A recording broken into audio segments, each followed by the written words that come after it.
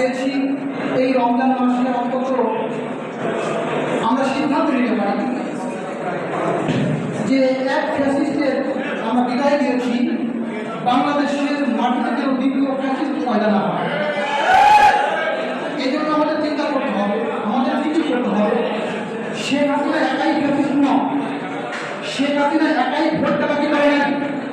এই ভোট ডাকাতি করেছে তাদের অন্য সংগঠন এবং সহযোগী সংগঠন নেতৃবৃন্দের মাধ্যমে।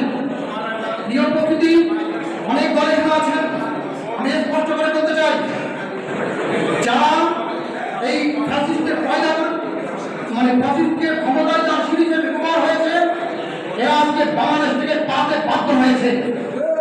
আর আগামীতে যেন বাংলাদেশে কোনো প্রকারে ফ্যাসিস্ট না হয়, এই জন্য আমরা সমমনা ইসলামী দলগুলো আমাদের ভূমিকা থাকবে এবং চৈতন্য থাকতে হবে, কোনো প্রকারে কোনো ফ্যাসিস্ট না হয়। আমরা ইতিমধ্যে লক্ষ্য করেছি যে বাংলাদেশের মামলা বাণিজ্য চলতেছে, মামলা বাণিজ্যের একটা ছবি নিয়ে যা ক্যামেরা নিয়ে যা ভূমিকা